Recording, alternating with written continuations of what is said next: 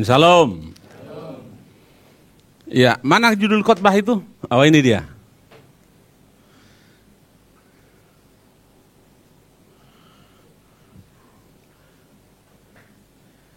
Mengikuti Yesus dengan sempurna.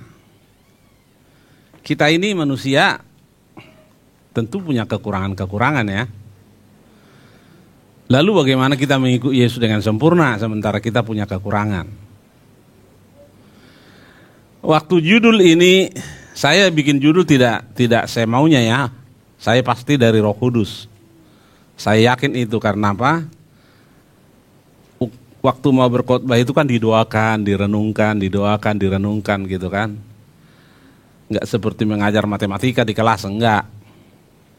Jadi waktu judul ini datang di hati saya oleh Roh Kudus, saya berpikir jangan-jangan judul ini terlalu berat nih.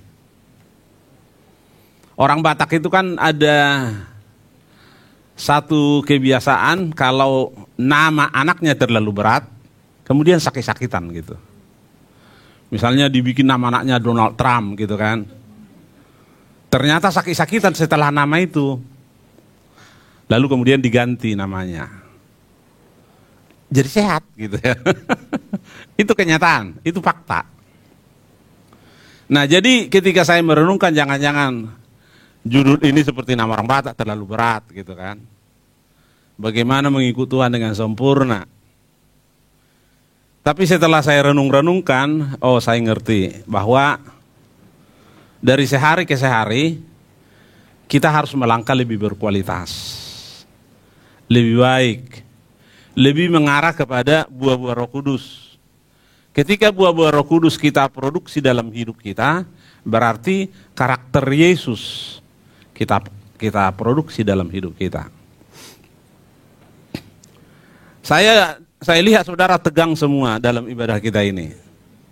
Karena kan sekarang lagi PSBB lagi. Sampai tanggal 20 kalau nggak salah ya. Jadi ikut Tuhan aja paling baik lah. Nomor satu.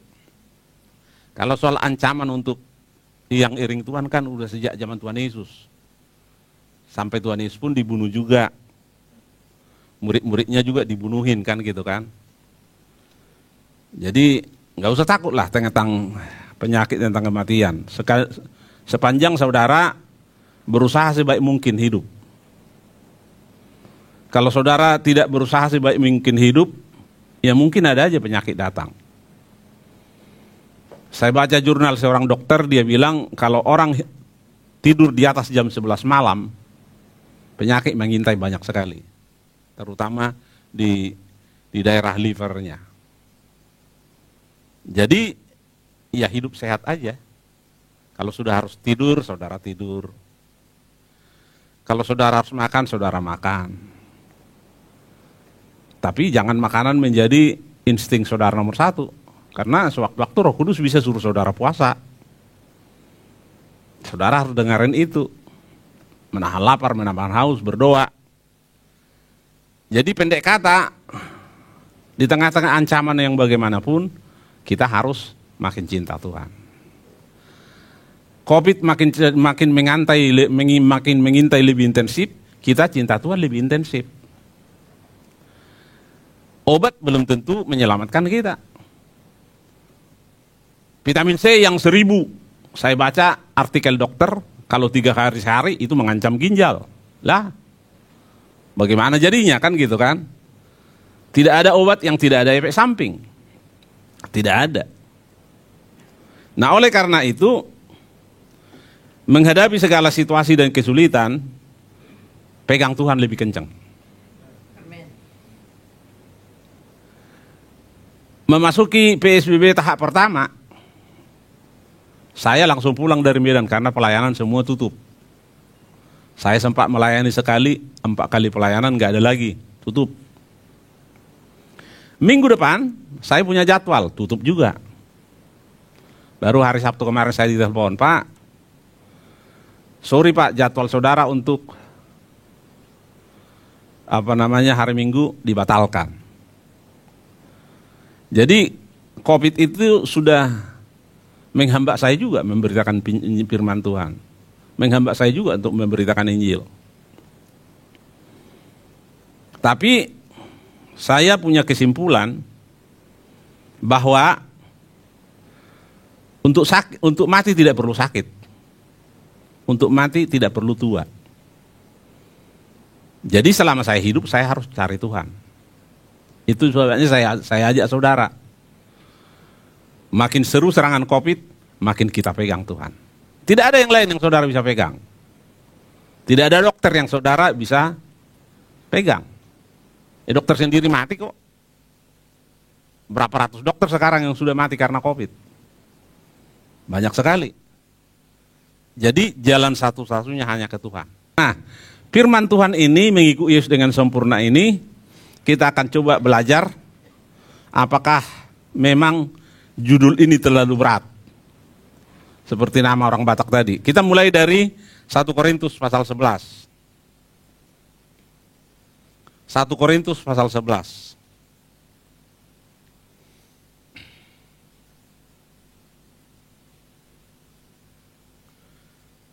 1 Korintus pasal 11, kita akan baca ayat 1 bersama-sama. 1 Korintus pasal 11 ayat 1. Kalau sudah ketemu, 2, 3. Jadilah pengikutku sama seperti aku juga menjadi pengikut Kristus.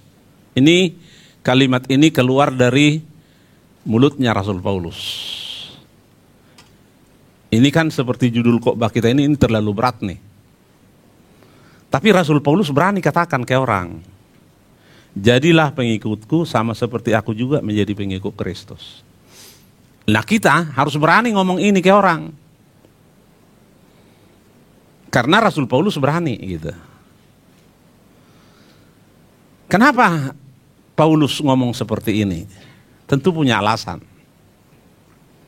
Kita akan melihat hari-hari ini, lewat firman Tuhan ini, alasan Rasul Paulus ini masuk akal enggak? Karena Kristus itu kan Allah yang menjelma menjadi manusia, mengambil rupa menjadi manusia, dan itu yang paling masuk akal. Untuk menjadi juru selamat manusia ya harus jadi manusia, itu yang paling masuk akal. Nah Rasul Paulus dalam kalimatnya yang katakanlah berat ini mengikut Yesus, jadilah pengikutku sama seperti aku menjadi pengikut Kristus, dikatakan oleh Rasul Paulus. Yang pertama kita lihat dulu dari segi produktivitas. Nanti kita akan lihat dari segi kualitas. Jadi kita lihat dulu dari produktivitas. Rasul Paulus itu bukan rasul anak domba ya. Rasul anak domba itu yang 12, Petrus, Yakobus, Yohanes, Yudas. Yang 12 ikut Yesus itulah rasul anak domba. Paulus enggak. Dia adalah rasul gereja mula-mula. Malah belum pernah dia ketemu Yesus sewaktu Yesus melayani di muka bumi sebagai manusia. Dia bertemu Yesus setelah Yesus bangkit dari antara orang mati. Jadi dia adalah tidak dimuridkan 3,5 tahun seperti yang lain. Yang lain kan dimuridkan 3,5 tahun. Yohanes, Petrus dan lain-lain itu 3,5 tahun bersama dengan Tuhan secara intensif. Di mana Tuhan ada, di situ mereka ada. Dan Paulus nggak seperti itu. Tapi kalau kita lihat produktivitasnya, coba kita mundur. Kita Roma. Kita lihat produktivitas dari Rasul Paulus ini yang berkata, jadilah pengikutku sama seperti aku mengikut Kristus. Dari produktivitas kita lihat dulu. Kitab Roma pasal 1, kita mundur.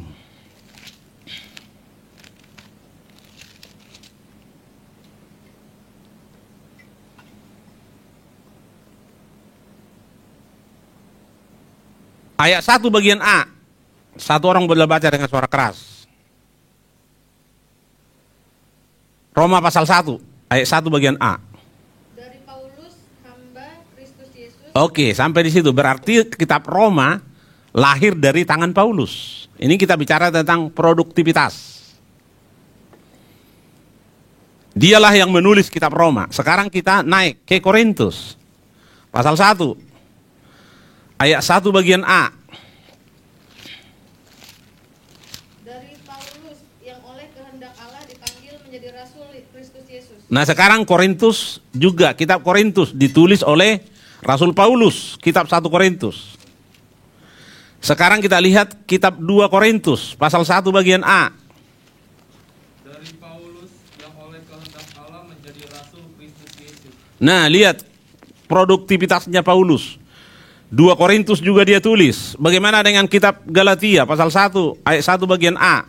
Dari Paulus seorang rasul bukan karena manusia, juga bukan oleh karena seorang manusia, melainkan oleh Yesus Kristus dan Allah Bapa. Nah, kitab berikutnya kitab Galatia dia yang tulis. Bagaimana dengan kitab Efesus pasal 1 ayat 1 bagian A? Dari Paulus rasul Kristus Yesus oleh kehendak Allah kepada orang-orang kudus di Efesus. Efesus juga dia yang tulis. Bagaimana dengan kitab Filipi pasal 1 bagian A? Dari Paulus dan Timotius hamba-hamba Kristus Yesus kepada semua orang kudus dalam Kristus Yesus. Dia juga yang menulis kitab Efesus. Bagaimana dengan kitab Kolose pasal 1 bagian A? Dari Paulus rasul Kristus Yesus oleh kehendak Allah.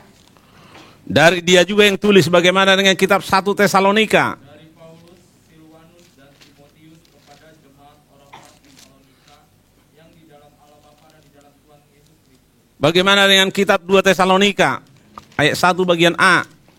Dari Paulus, Silwanus dan Timotius kepada jemaat orang-orang Tesalonika di dalam Allah Bapa. Bagaimana dengan kitab 1 Timotius? 1 Timotius pasal 1 bagian A. Dari Paulus rasul Kristus Yesus menurut perintah Allah juru selamat kita. Bagaimana dengan kitab 2 Timotius? Bagian ayat 1 bagian A. Dari Paulus rasul Kristus Yesus oleh kehendak Allah untuk memberitakan janji tentang hidup dalam Kristus Yesus. Bagaimana terkait dengan kitab Titus? Titus pasal 1. Dari Paulus hamba Allah dan rasul Yesus Kristus untuk memelihara iman orang-orang pilihan Allah dan pengetahuan akan kebenaran seperti yang nampak dalam ibadah kita. Bagaimana dengan kitab Filemon? Dari Paulus seorang hukuman karena Kristus Yesus. Terus sampai kitab Ibrani. Jadi dari produktivitas terbukti hebat saudara. Dia menulis perjanjian baru hampir 70%. Padahal dia tidak pernah ketemu Yesus secara jasmani waktu Yesus kemudian melayani secara daging. Bilang dulu sama orang sampingmu, mengikut Yesus yang paling pertama harus produktivitas, bilang begitu. Jadi menangkan jiwa, bikin daftarnya, doakan. Datangi tiap hari ke rumahnya sampai seperti dia punya utang, sampai malu dia. Ada yang bersaksi dulu di sini. Seorang ibu, dia bilang, waktu kami belum datang ke gereja ini, tiap hari dia datang ke rumah kami katanya. Tiap hari. Sampai akhirnya kami datang ke gereja ini.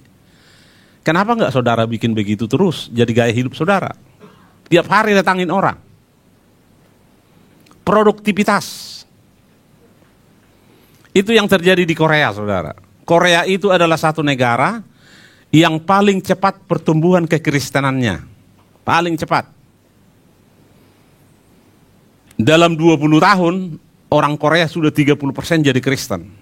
Walaupun sekarang ini ada kemunduran, kita perlu doakan juga mereka. Kenapa? Produktivitas.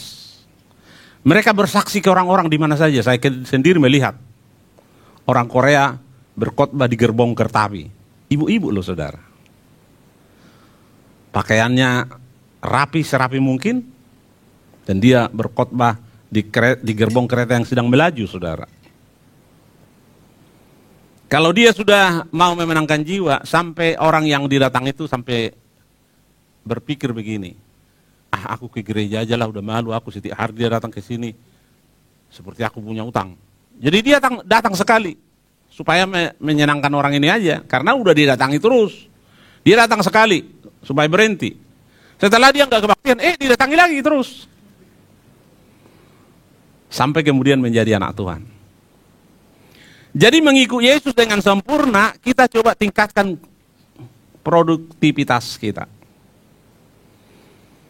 Ketika saya memasuki puasa bulan ke-7 ini, saya betul-betul ditingkatkan sama Tuhan loh saudara. Hari pertama, biasanya saya sudah minum jam 5 sore.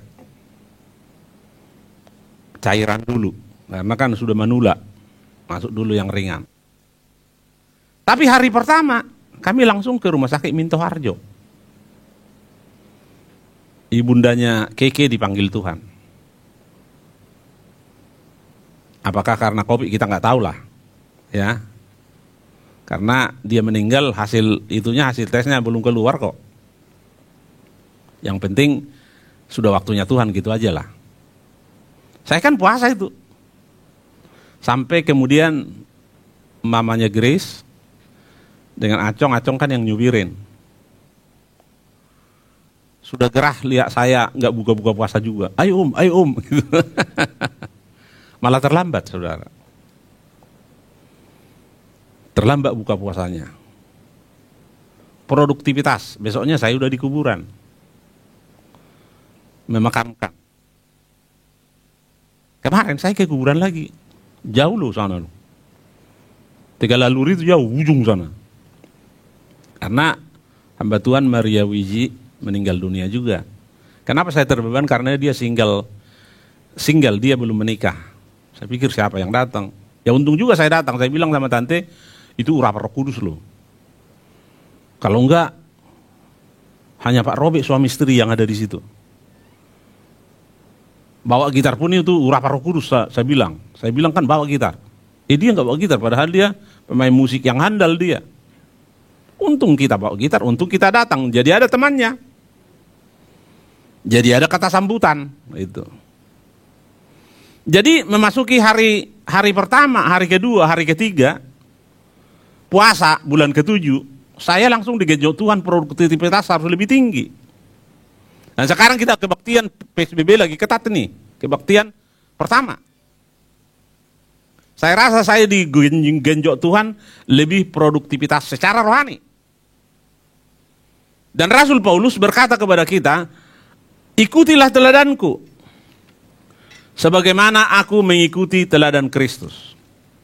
Bilang dulu sama orang sampingmu, kau harus sanggup mengatakan ini ke orang lain.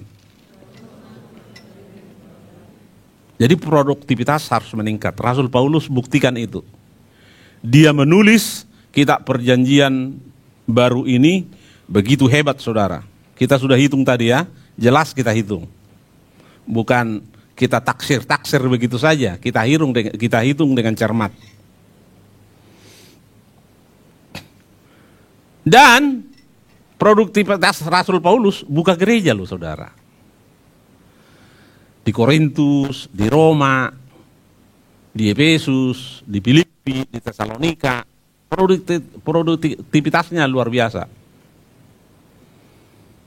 Ketika saya diberikan Tuhan kehormatan untuk pergi ke Efesus, saya ketika membaca kitab Wahyu, nasihat Tuhan ke gereja Efesus, dikatakan oleh Tuhan ke gereja Efesus adalah, coba kita lihat kitab Wahyu.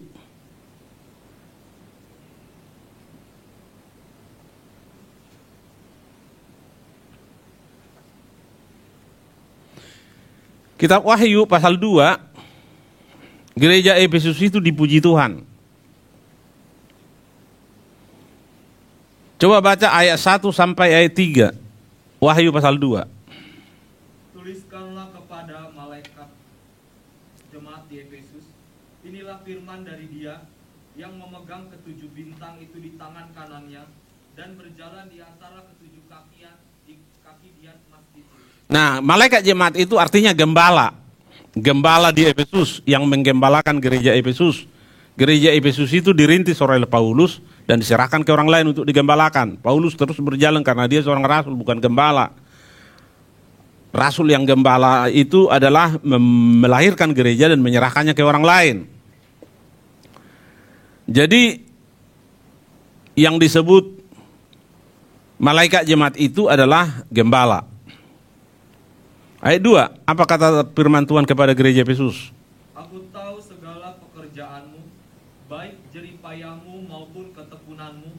Aku tahu bahwa engkau tidak dapat sabar terhadap orang-orang jahat, bahwa engkau telah mencobai mereka yang menyebut dirinya rasul, tetapi sebenarnya tidak demikian, bahwa engkau telah mendapati mereka pendusta. Nah, kualitas gereja Efesus ini hebat loh saudara. Punya kualitas bisa membuktikan rasul palsu. Saya tidak tahu bagaimana saudara memikirkan tentang rasul palsu. Tapi saya mau kasih gambaran kepada saudara bagaimana rasul palsu. Suatu hari saya ada di BCA situ. Dan biasanya kan BCA itu singkatan dari butuh cash antri. Jadi saya sedang antri. Di sini teller, satu orang di depan saya, baru saya di belakangnya. Dan teller itu bilang, ini satu duit ini palsu. Ditarik duit 100.000. Kalau satu tumpuk itu kan 100.000 satu tumpuk kan 10 juta kan gitu kan. Tarik satu. Mata saya tidak bisa membedakan. Mata saya berkata asli itu. Tapi sensornya berkata itu palsu. Rasul palsu seperti itu. Saudara tidak bisa bedakan mana yang palsu, mana yang asli, kecuali saudara diurapi Roh Kudus. Seperti saya melihat uang 100.000. Dan menghadapi COVID ini kita tidak boleh terlalu pede. Terkadang-kadang terlalu pede itu jadi sombong. Minggu lalu ada seorang pergi ke Medan. Katanya sih, kan diposting gini di Facebook. Mau menemui Bapak Rohani yang akan ke sorga hanya yang punya Bapak Rohani. Dan kita akan taklukkan COVID. Dan kemarin dia mati karena COVID di Medan, di rumah sakit Adam Malik. Bilang dulu sama orang sampingmu, dalam hidup tidak boleh terlalu sombong. Overconfidence itu kadang-kadang beda tipis dengan sombong. Overconfidence itu terlalu percaya diri. Jadi jangan saudara. Dibungkam COVID dia. Nah, kembali kepada gereja Efesus. Gereja ini gereja yang berkualitas baik saudara. Kenapa saya buka gereja Efesus ini? Karena saya menceritakan kepada saudara tentang apa yang terjadi. Karena Tuhan kasih saya kehormatan pergi ke Efesus. Kaki saya menginjak di sana. Ayat berikutnya. Ayat 3. Dan engkau tetap sabar dan menderita oleh karena namaku, dan engkau tidak mengenal lelah. Hebat ya. Hebat, tidak mengenal lelah. Kalau saya kadang-kadang sampai lelah. Kemarin saya di WA orang, baru pulang dari pemakaman, saya mandi COVID. Keluar dari rumah kan suruh mandi kan gitu kan. Jadi saya sebut namanya mandi COVID. Saya mandi, lalu saya istirahat. Kan saya puasa itu. Sebelum jam 5 saya di WA orang. Jadi enggak Pak, kita lakukan katanya. Aduh pending deh sampai Senin, aku terlalu capek, aku bilang gitu. Tidak ada niat untuk tidur tadinya, hanya untuk rebahan aja. Tapi tidur nyenyak sekali. Sampai mimpi-mimpi saudara. Itu kan berarti nyenyak. Capek ternyata saudara. Tapi gereja Efesus tidak mengenal lelah saudara. Dan tidak bisa sabar kalau nama Tuhan diajak orang saudara. Dia tidak mengenal lelah. Saya senang dengan anak-anak Tuhan di sini yang tidak semua, tapi ada orang yang kualitasnya luar biasa. Saya tidak usah sebut namanya, nanti terlalu GR. Tiba-tiba datang pagi-pagi, Om aku mau cuci mobil. Udah lama nggak aku cuci mobil. Saya kan senang aja saudara, waktu dicuci sama dia saya bilang sama istri saya di kamar. Lebih bersih daripada pencucian yang pakai hidrolik itu saya bilang. Sampai saya bilang, jangan terlalu bersih, nanti ditawar orang. Kadang-kadang orang bawa buah ke pastori, bawa makanan. Banyak yang baik. Banyak yang habis-habisan. Dan saya bersyukur untuk itu, saudara. Itu adalah malaikat-malaikat Tuhan yang diutus oleh Tuhan. Ayat 4. Namun demikian aku mencela engkau, karena engkau telah meninggalkan kasihmu yang semula. Nah, meninggalkan kasih mula-mula. Waktu saya belum ke Efesus, ayat ini tidak terlalu mengusik hati saya. Tapi waktu saya ke Efesus, saya ngerti, oh, rupanya beginilah meninggalkan kasih mula-mula. Waktu Paulus ada di sana, sudah 250.000 orang Kristen di tahun 50 Masehi itu. Tapi Alkitab katakan gereja mula-mula meninggalkan kasih mula-mula. Dan sekarang cuma puing-puing di situ, saudara. Nggak ada apa-apa, nggak ada manusia satu orang pun tinggal di situ. Hanya tinggal puing-puing. Itulah meninggalkan kasih mula-mula. Saya tidak tahu kasih mula-mula saudara bagaimana. Tapi saya pun bergumul dengan kasih mula-mula saya. Kenapa? Karena waktu disiapin itu tiap hari loh saya nangis. Sampai saya dengar nubuat, baru saya berhenti menangis. Saya mendengar nubuat. Sebelum nubuat itu datang, tiap hari saya menangis, saudara. Saya bilang, Tuhan, kau salah ini, kenapa aku ada di sini? Enggak benar ini kayaknya ini. Enggak layak saya ada di sini. Cuma bunuh orangnya saya, enggak. Cuma homo, enggak, gitu kan. Tapi saya ini rasanya nggak cocok lah di sini. Saya nangis terus, saudara. Nggak pantas saya di sini. Sampai akhirnya saya dengar nubuat. Tentu saja dia 0% tahu masalah saya. Karena penyembahan doa segala macam itu kan nggak ada lihat siapa-siapa, nggak ada. Lalu tiba-tiba saya dengar nubuat, saudara. Dan sampai sekarang saya ingat dia, saudara, yang bernubuat itu. Dia bilang, jangan tangisi dirimu. Aku yang bawa kau ke sini. Sejak sehari itu, sejak saya dengar nubuat itu, langsung saya seperti rasanya diangkat beban saya puluhan ton. Dan besoknya saya nggak nangis lagi. Saya hebat sekali nih. Tapi saya bergumul supaya kepengen saya seperti itu. Kalau datang sama Tuhan langsung bercucuran air mata gitu. Tidak bisa dibendung. Itu cinta mula-mula.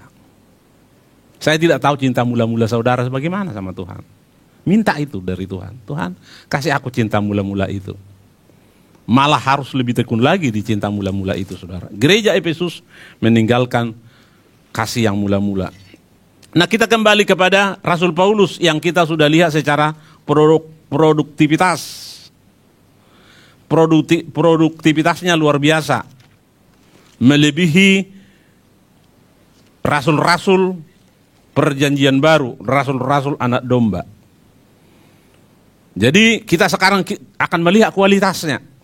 Produktivitasnya kita sudah lihat, kita sudah buktikan memang dia produktivitasnya luar biasa. Gereja-gereja yang ada sekarang ini, dia yang rintis, saudara.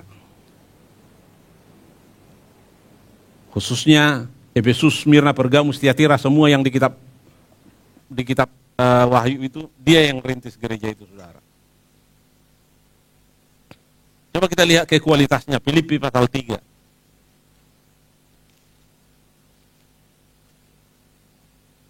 Filipi pasal 3.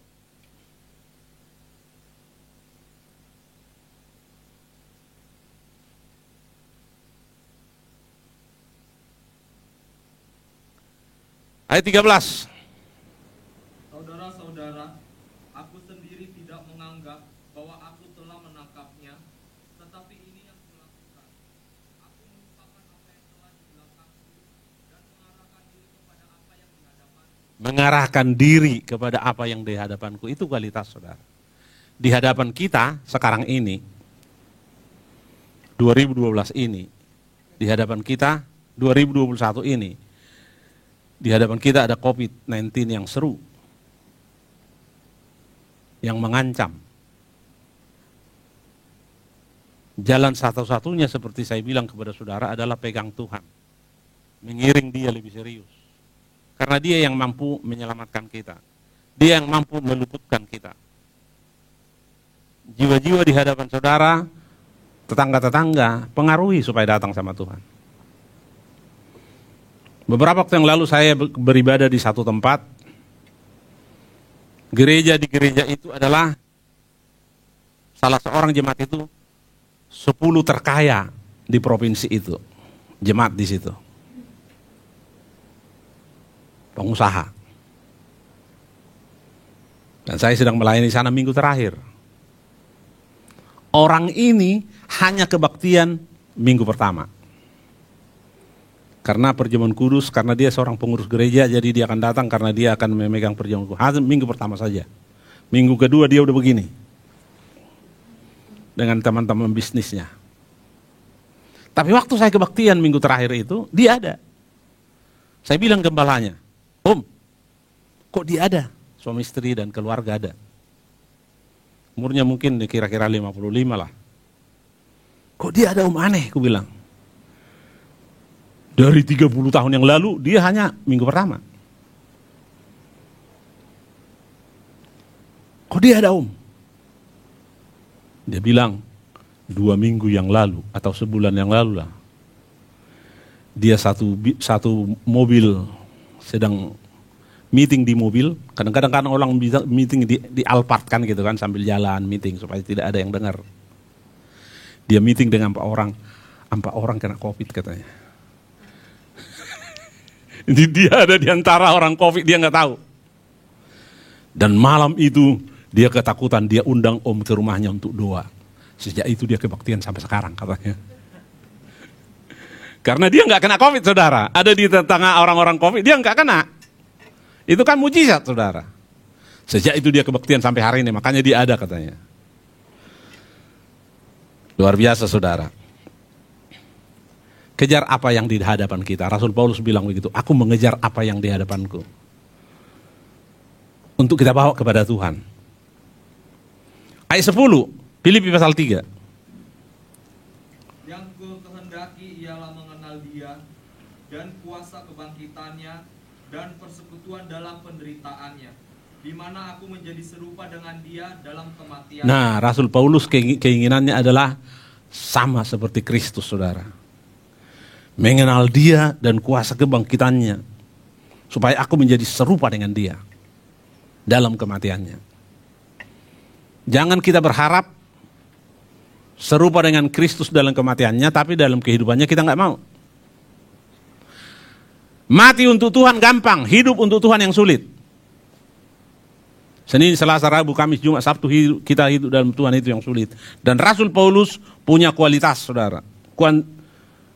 Tadi kita sudah lihat produktivitasnya, dan sekarang kita lihat kualitasnya. Kerinduan dia yang terbesar, serupa dengan Tuhan. Cara berpikir, cara berbicara, cara bersikap dari sehari ke sehari, tentu kuasanya nggak mungkin sama. Jadilah pengikutku sama seperti aku menjadi pengikut Kristus. Rasul Paulus berkata seperti itu, nggak terlalu berat untuk dia. Karena dia sudah lakukan. Dan saya percaya tidak terlalu berat juga untuk kita, kalau kita mulai mengikuti apa yang dilakukan Rasul Paulus. Kita sudah mulai telusuri kualitasnya, sekarang kita lihat ketika dia start mengikut Tuhan. Langkah pertama yang dia ambil. Coba kita lihat startnya dia. Kisah Rasul pasal 9 kita lihat.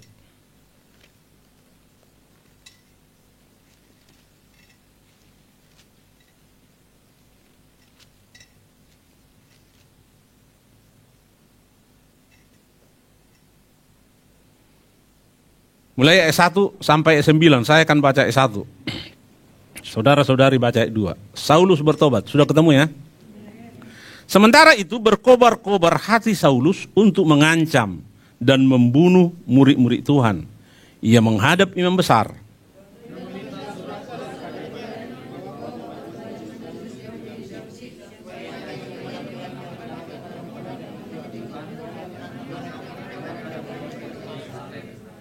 Dalam perjalanannya ke Damsyik, ketika ia sudah dekat kota itu, tiba-tiba cahaya memancar dari langit mengelilingi dia.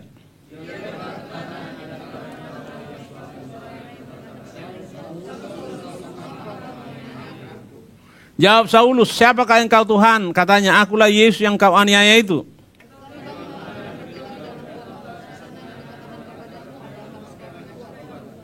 Maka termangu-mangulah teman-temannya seperjalan karena mereka memang mendengar suara itu tetapi tidak melihat seorang juga pun.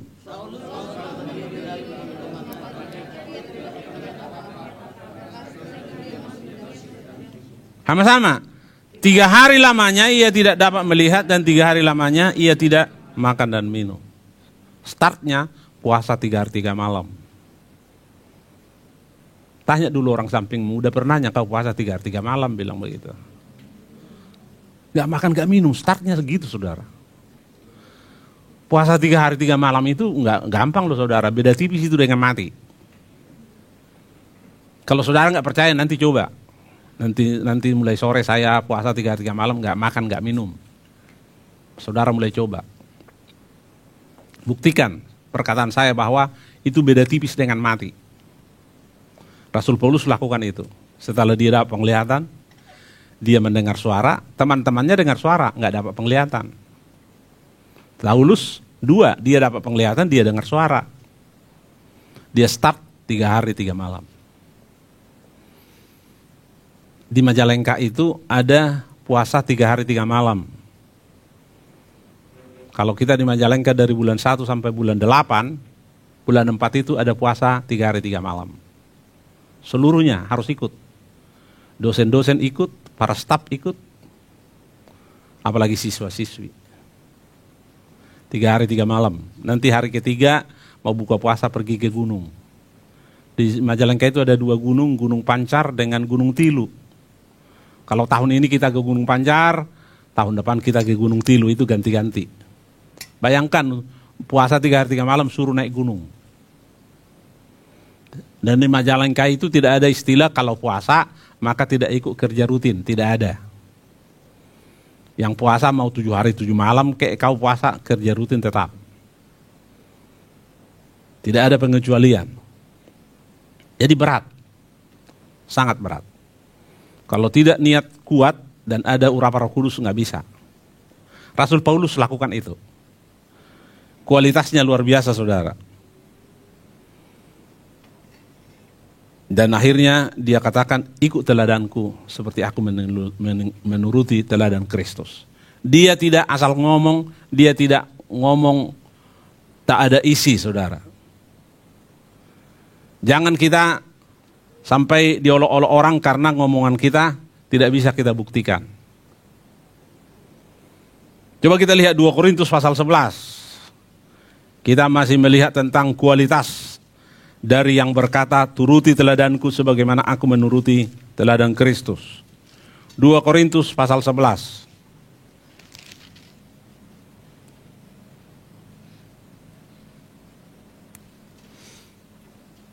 Mulai 23 saya baca 23 sampai 28.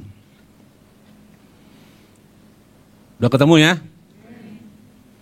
Apakah mereka pelayan Kristus? Aku berkata seperti orang gila. Aku lebih lagi. Aku lebih banyak berjeri lelah, lebih sering di dalam penjara, didera di luar batas, kerap kali aku dalam bahaya maut.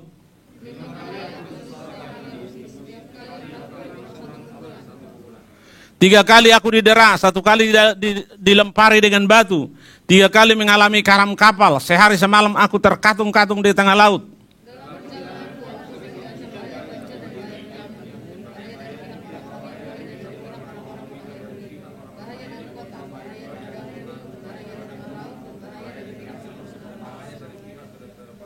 Aku banyak berjeri lelah dan bekerja berat. Kerap kali aku tidak tidur, aku lapar dan dahaga. Kerap kali aku berpuasa, kedinginan dan tanpa pakaian.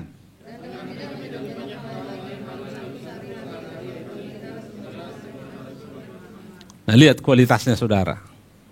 Dia lakukan semua ini karena ingin memelihara jemaat, imannya. Kerap kali tidak tidur. Gak mungkin karena begadang. atau main games, nggak mungkin. Tidak tidur karena doa. Dia berdoa, melawan ngantuk dan tidak tidur. Kerap kali aku puasa. Jadi kualitas Rasul Paulus luar biasa, saudara. Kita nggak kerap kali puasa. Kalau saudara kerap kali puasa berarti dalam seminggu saudara puasa 4 hari. 3 hari saudara makan. Puasa itu luar biasa loh, saudara. Jangan saudara pikir puasa nggak luar biasa. Saya bilang ke Ibu Gembala, saya kalau puasa jauh lebih kuat saya menahan lapar daripada nggak puasa. Kalau nggak puasa lapar gemetaran saudara. Keringat dingin. Kalau puasa saya tenang-tenang aja. Puasa itu dahsyat sepanjang kita mau melakukannya. Dan kemarin saya ngomong dengan seseorang, saya bilang, ambil nanti puasa bulan 10, itu terakhir tahun ini. Pokok doamu ini. Dia ketakutan, saudara. Saya bilang cuma 5 hari transisi. Setelah lewat 5 hari itu transisi sudah lewat, ya kita sudah tenang. Nanti setelah buka, setelah sebulan transisi lagi 5 hari untuk makan biasa. Jadi 2 kali transisinya, waktu mau start, 5 hari itu transisi, setelah itu udah enak badan. Setelah selesai 1 bulan, transisi lagi kira-kira 5 hari. Itu yang saya alami. Rasul Paulus berkata kepada kita, dia menyampaikan sesuatu yang dihidupi sendiri. Kalau saudara lihat kitab Filipi, di kitab Filipi ada tulis, bersukacitalah senantiasa. Padahal itu ditulis dari penjara sama Rasul Paulus. Dia sedang ada di penjara. Tapi dia bersukacita. Di dalam Tuhan, bisa sukacita kita melampaui akal kita, saudara. Saya dengar kesaksian-kesaksian orang yang dipenjara karena Kristus. Yang paling baru saya dengar kesaksiannya Saifuddin Ibrahim. Pernah dia khotbah di sini. Saya ketemu dia di Taiwan waktu itu. Saya undang ke sini. Dia bersaksi di penjara itu justru enak katanya. Kalau menginjili orang gak bisa lari kemana-mana. – 24 jam di situ, di ruangan itu. Jadi mantap katanya. Dan dia memenangkan banyak orang, saudara, justru di penjara. Mengikut Yesus, sukacita kita melampaui akal budi. Melampaui yang kita pikirkan, saudara. Rasul Paulus betul-betul punya kualitas, saudara. Coba kita lihat Filipi pasal 1. Filipi pasal 1.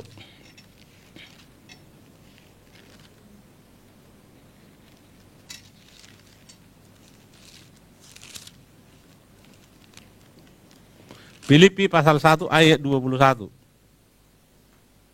Karena bagiku hidup adalah Kristus dan mati adalah keuntungan. Nah, lihat kualitasnya, saudara. Hidup adalah Kristus. Mati adalah keuntungan. Saudara tidak bisa menghindar dari kematian. Dia pasti datang suatu hari. Kita akan ditaklukkan oleh waktu. Jadi kalau dia datang suatu hari dan memang kita tidak bisa mengelakkannya, kenapa kita tidak persiapkan sejak sekarang? Supaya kita berkata, saya mati, saya untung. Karena apa? Bertemu dengan Tuhan muka dengan muka dan ada dalam kekekalan. Saya sekarang ini memasuki usia 65 ini. Kadang-kadang turun dari mobil pun kaki saya berat loh, saudara. Wah, turun aja susah. Jadi kalau mati, ya untunglah kan gitu, nggak begitu lagi nanti. Bergumul saya untuk turun, apalagi kalau saya duduk misalnya seperti kemarin dari pemakaman kan cukup jauh ke sini, jadi duduknya cukup lama. Dan turunnya untuk lurus-luruskan kaki aja butuh waktu, saudara. Nanti saudara ngerti itu. Mama saya dulu saya ejek, saudara. Lalu dia bilang, ayommu dua-dua matua katanya. Kamu akan rasakan nanti kalau kau sudah tua. Dan sekarang saya rasakan, saudara. Rasul Paulus katakan, bagiku hidup adalah Kristus dan mati adalah keuntungan. Hidup adalah Kristus 24 jam. Jangan lewati tanpa biston pagi. Jangan lewati tanpa baca Alkitab. Itu namanya hidup untuk Kristus. Jangan lewati tanpa bersaksi.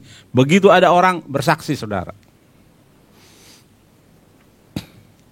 Ada informasi saya dengar, ada orang-orang di sekitar kita mengejek-ejek karena kita kebaktian. Saya bilang jawab aja, kalau kita nggak ke Tuhan ke siapa lagi ya?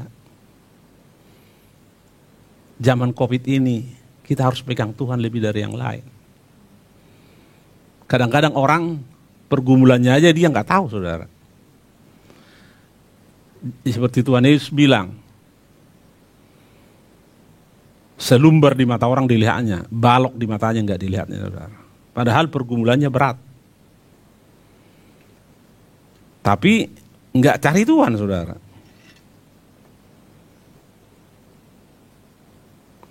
Baru mau ancang-ancang beli mobil, belum pun ada mobilnya udah ngomong-ngomong ke orang. Anakku mau beli mobil, anakku beli mobil. Orang udah punya mobil, nggak ngomong-ngomong, saudara. Entah beli mobil, entah enggak, kita nggak tahu juga. Mari kita lihat lebih jauh. Galatia pasal 20, pasal 2. Nggak ada pasal 20 Galatia. Pasal 2. Ayatnya yang ke-20.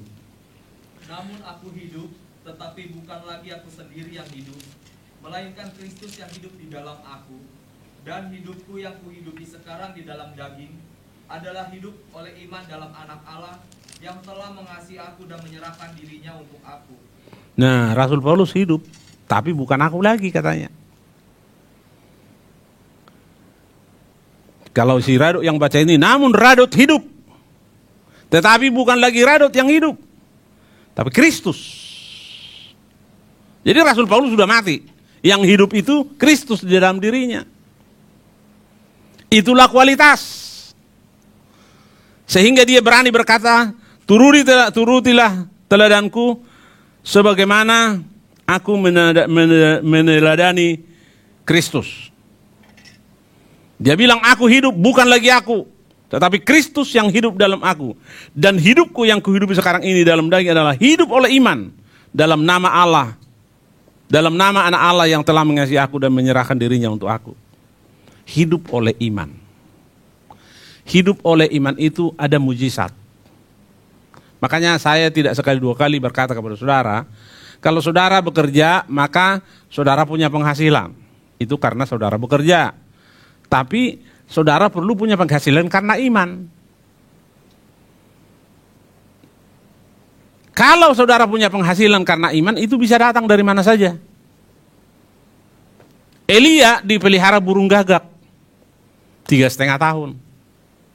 Burung gagak pemakan daging. Kalau merpati bawa daging ke Elia, saya nggak heran. Merpati nggak makan daging. Burung gagak pemakan daging. Jadi saya coba bayangkan bagaimana caranya burung gagak bawa dagingnya. Mungkin waktu di paruhnya itu, daging itu, saya percaya di paruhnya ditaruh, bukan di kakinya. Kakinya kan kadang-kadang menginjak yang kotor, di paruhnya. Jadi mungkin ilirnya turun terus. Sementara bawa makanan itu, karena itu konsumsi dia, nggak bisa dia makan. Ileran dia sambil bawa makanan itu. Jangan-jangan Elia pun, kasihan kau, nah sebagian untuk kau, kan gitu kan. Gak dinikmati sendiri sama dia, udah dilihatnya burungnya datang ileran, kan gitu kan. Nanti terhirim. Bahasa Batak orang terhirim itu menginginkan sesuatu gak jadi sampai dia sakit. Misalnya rindu makan ayam, gak jadi-jadi. Setelah makan ayam, sembuh sakitnya, gak diapa-apain, sembuh sendiri. Itu namanya terhirim.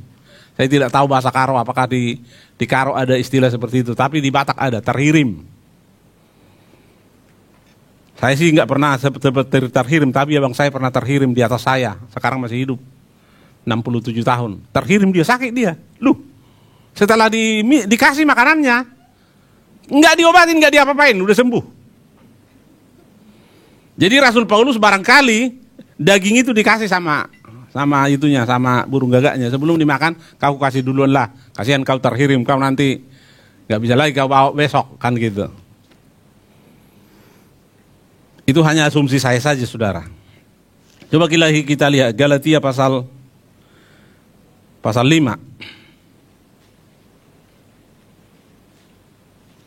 Ayat 24. Barang siapa menjadi milik Kristus Yesus, dia telah menyalibkan daging dengan segala hawa nafsu dan keinginannya. Rasul Paulus menyalibkan dagingnya, saudara. Keinginannya disalibkan, saudara.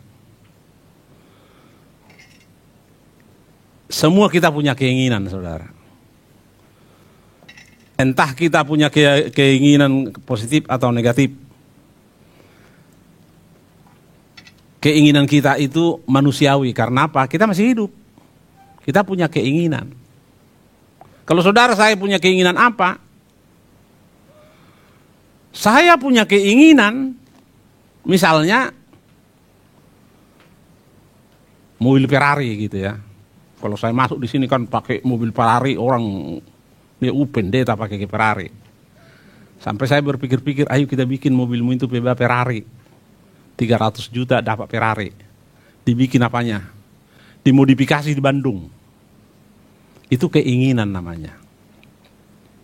Kalau orang kasih saya Ferrari misalnya karena digerakkan Tuhan, kita pelayanan, orang kaya, Ferrarinya 20 dikasih saya 1, saya jual juga.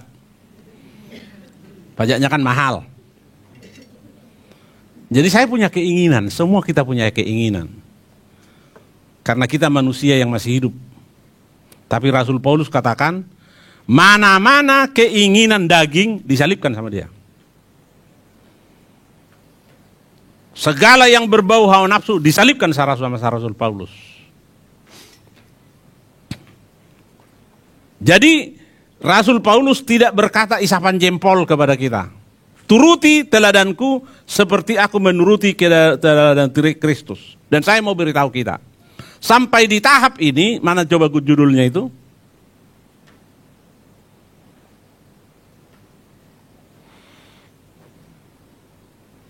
Judul kok tadi, running text-nya itu.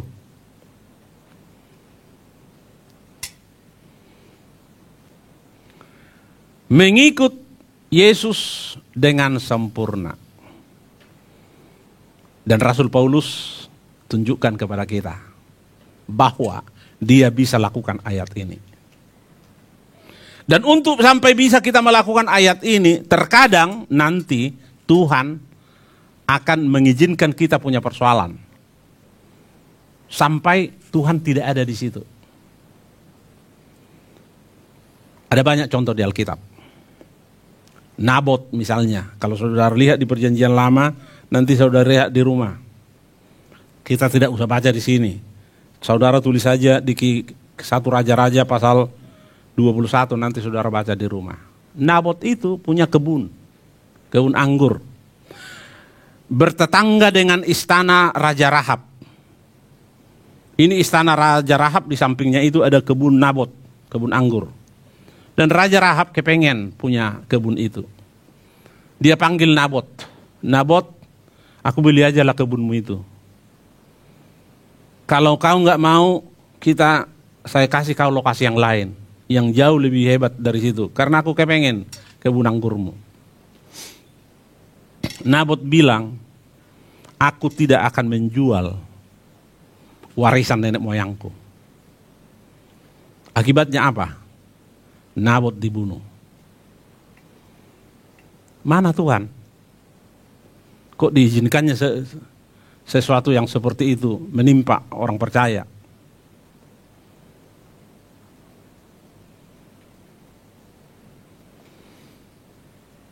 Untuk menjadi pengikut Kristus dengan sempurna, Yohanes Pembaptis dipenggal kepalanya.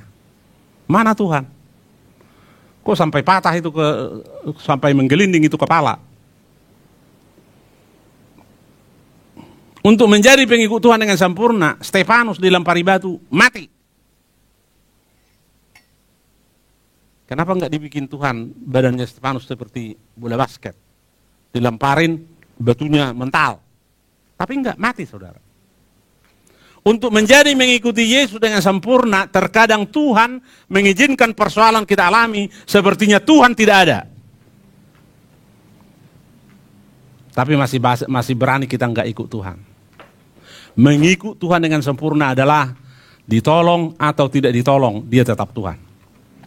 Diberkati atau tidak diberkati, dia tetap Tuhan. Disembuhkan atau tidak disembuhkan ketika kita sakit, dia tetap Tuhan. Kita puasa supaya kita sehat, mau tahu mati, dia tetap Tuhan. Mengikut Yesus dengan sempurna adalah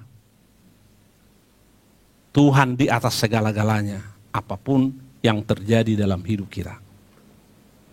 Mari kita ikut Tuhan dengan sempurna. Berlatih dari sehari ke sehari. Menaklukkan apa yang kita harus taklukkan di pikiran kita, di kehendak kita yang keinginan daging. Dan ketika kita mengikut Tuhan dengan sempurna, maka engkau akan mengalami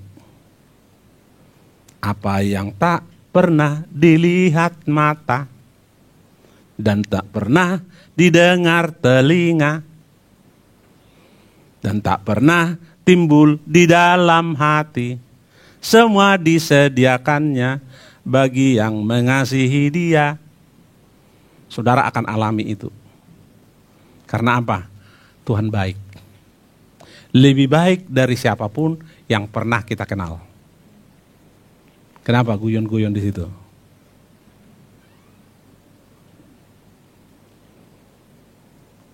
Jangan digangguin dari belakang. Kita sedang kebaktian. Duduk yang benar.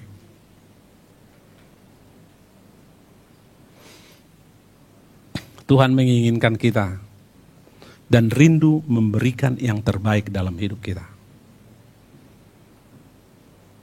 Mari kita iring Dia. Ketika ada harga yang harus dibayar, katakan kepada Tuhan, Tuhan, saya tahu satu hal, makin mahal harga barang, makin bagus kualitasnya. Makin murah harga barang, makin rendah kualitasnya. Untuk ngerekam-rekam apa kita ini, kegiatan kita ini, saya tanya si Nathan, apa yang kita perlukan? Dan dia bilang ada yang murah, tapi yang murah itu pasti banyak itunya. Banyak kendala-kendalanya, rewelnya. Tapi kalau mahal pasti oke punya. Bilang dulu sama orang sampingmu, makin mahal kau bayar mengiring Tuhan, makin dahsyat hadiahnya, bilang. Jadi mari kita ikut Tuhan dengan sempurna. Walaupun kita manusia yang tidak sempurna. Mari kita bangkit berdiri.